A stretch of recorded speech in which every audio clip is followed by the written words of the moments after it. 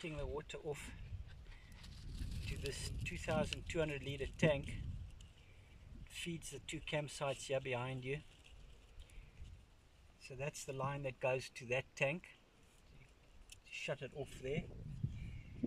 This valve opens up, feeds the main house, the two tanks there, two 5,000 litre tanks. So that opens up to that, and that pumps it 150 meters to the house from the bore, yeah, which is 64 meters deep. And the bore pump is a 110 meter head solar bore pump that pumps it to the house. And then from there we've got a pressure pump, electrical pressure pump, that keeps the house pressured with water. But we'll show you that once we finished pumping water here, which we get now 210 liters every day. When we initially came here, we were getting 12 liters a day, and the bore had fallen closed after so many years of not being used. Then we got a guy in to try and clean it out. Spent some money there. We went from 12 liters to about 105 liters every day. But then I saw on YouTube about the dry ice, and I did some homework on the dry ice cleaning boreholes.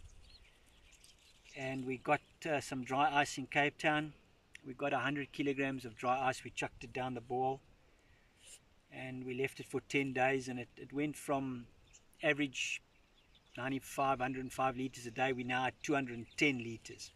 So the dry ice definitely helped increase the yield on the water for the borehole, which more than enough suffices for me and my wife, which we use about 85 liters a day. And then the odd watering of trees and flowers, and the evaporative coolers. We've got two evaporative coolers. They use about 20 liters each in a 6-hour period. So in summer it's more than enough water that we need, and in winter we don't fill up the evaporative coolers, and we don't give the trees so much water. So we don't have flush toilets. We've got composting toilets, so that helps. And the water effectively is just for our bath, the dishwasher and the washing machine. So not flushing drinkable water down the drain, so to speak, is definitely helps save a lot of water. So yeah, it takes the 210 liters takes about 12 minutes to pump up to the house. And then when that's done, I do it every third day, because if I do it every day the tanks just overflow. So I do it every third day. Then we get out about 470 liters. So for every 24 hours the water increase into the aquifer decreases until a maximum of 500 liters into the borehole is the maximum she will hold, and she won't hold more than that, and then it stops. So every third day I walk down here and I pump water to the house.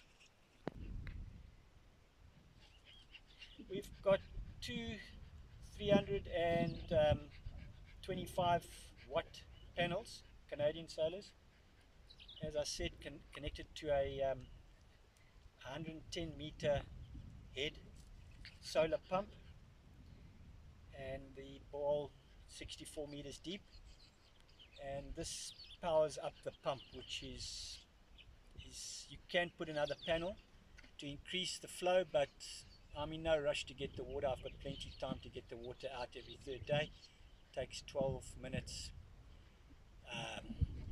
at 24 hours, and then 6 minutes for every basically 100 liters to pump up. So it's not too long. I don't have float levels to switch it off. I walk down here and I manually do it.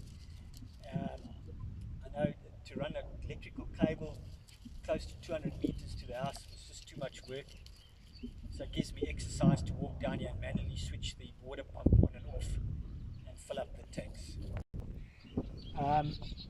The control box, the MPPT, is just below the panels to keep it out of the sun and rain, and that tells you at what RPM it's spinning at and how many watts you're pulling. And I've got an isolator switch.